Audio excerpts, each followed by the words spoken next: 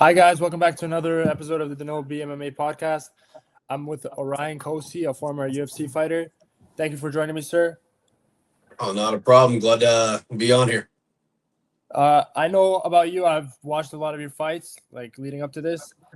For the people that don't know, could you introduce yourself and your career? Hey guys, my name is Orion Cosce. Started fighting probably about 10 years ago. Let's see. Obviously started off as an amateur fighter with an undefeated record of 8-0 as an amateur. Some fights you'll be able to find, some fights you won't, just because some were sanctioned, some weren't. And then between my last amateur fight and my first pro fight took about a year and a half, 2 years, where I gathered up a undefeated record of 7-0, leading to the Contender Series.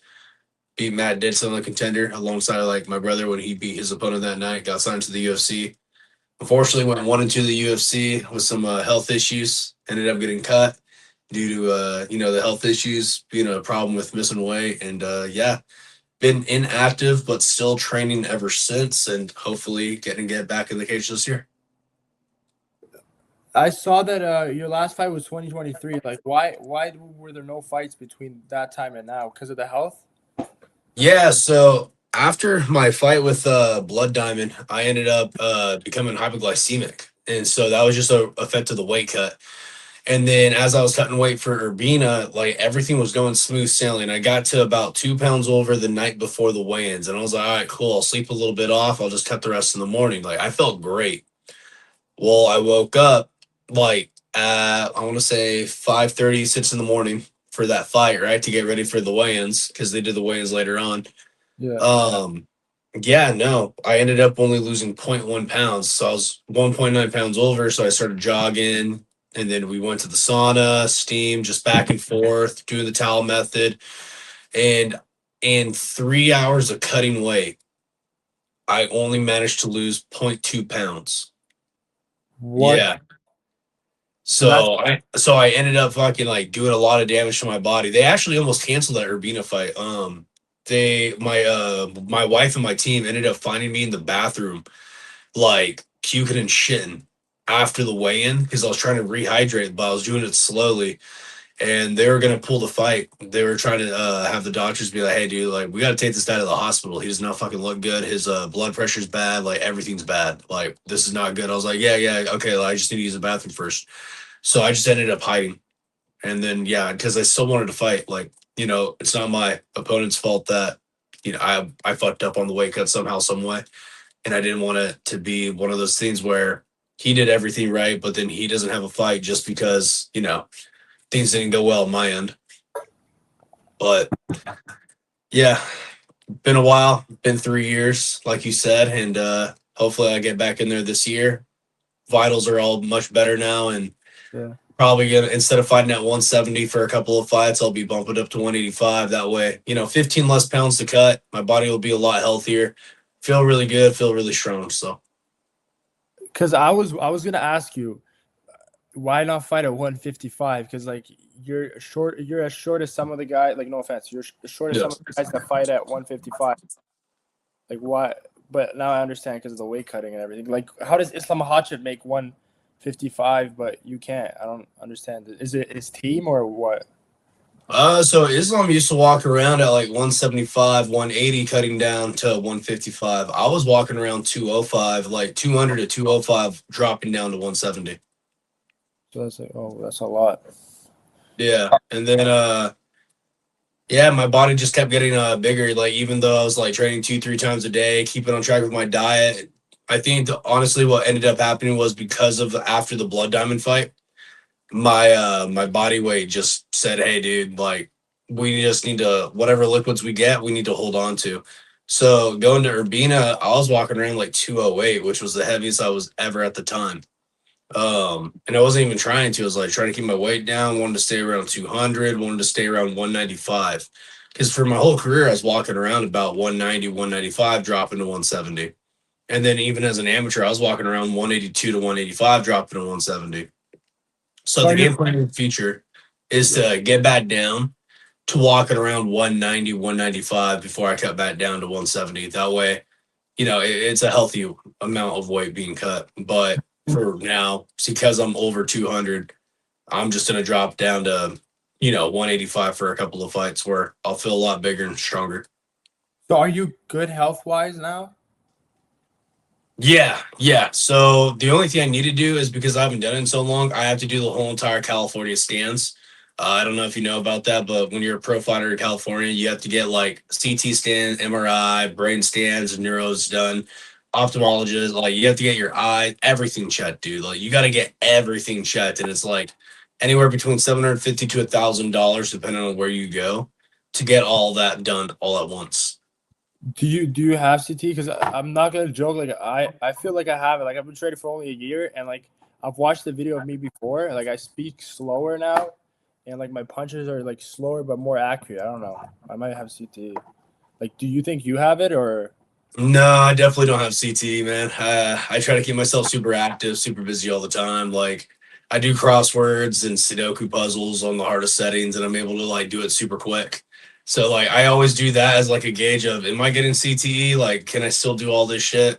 But my reaction time, like for training and like just video games and sports in general, is still really high.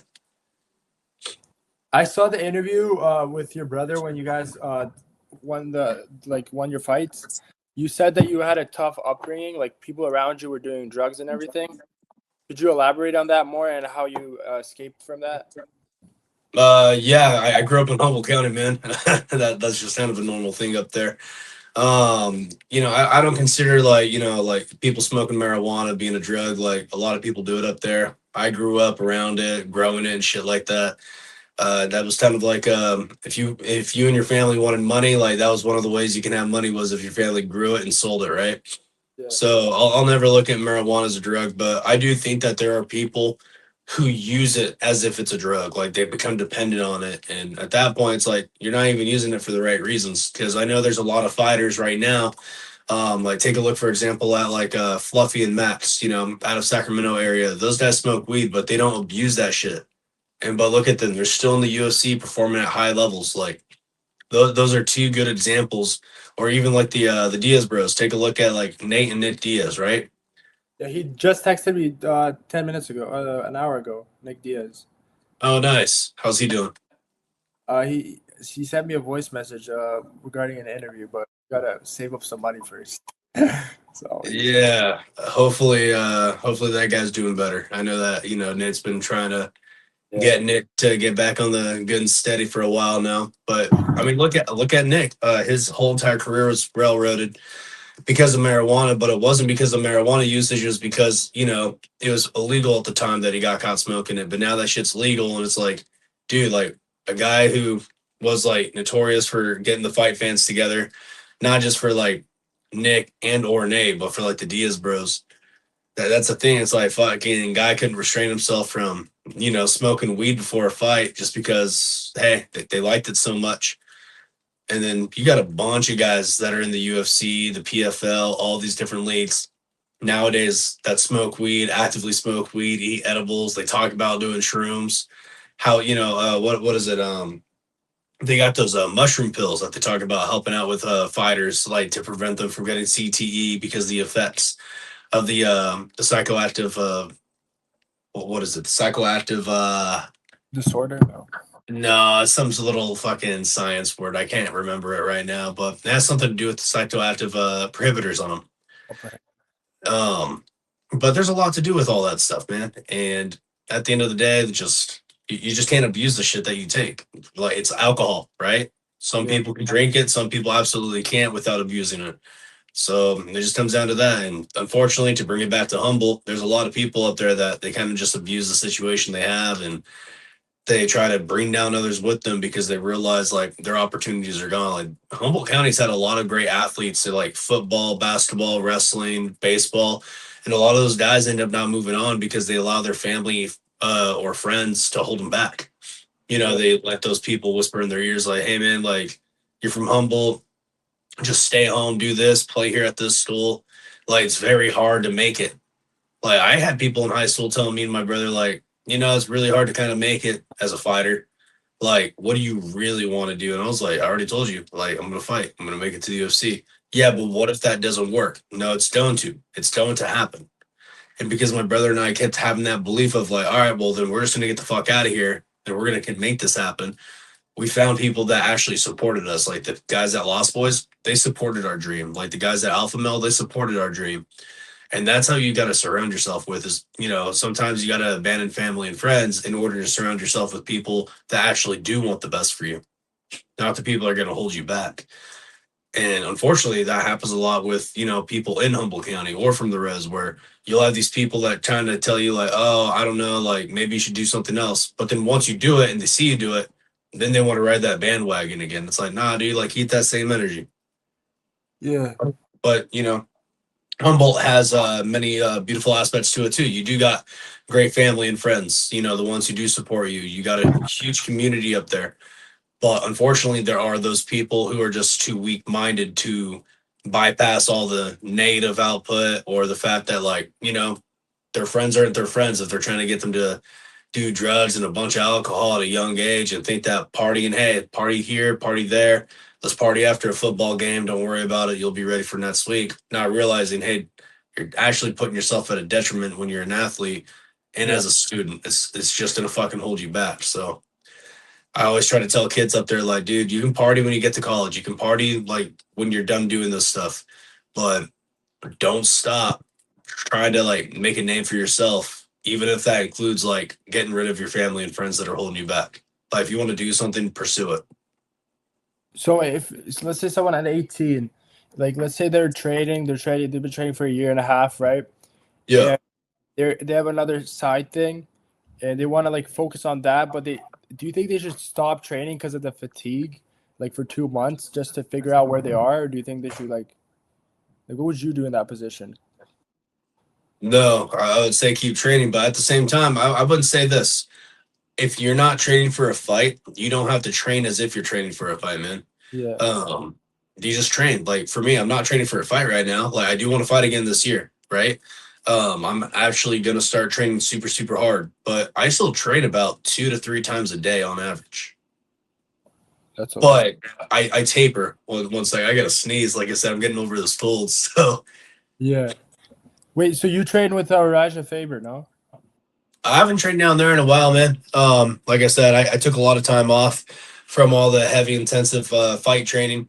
I'll still do mids with my striking coach Ezra. I'm still a head coach over at the UFC gym in Rockland, where former UFC veteran James Irvin, he's my boss.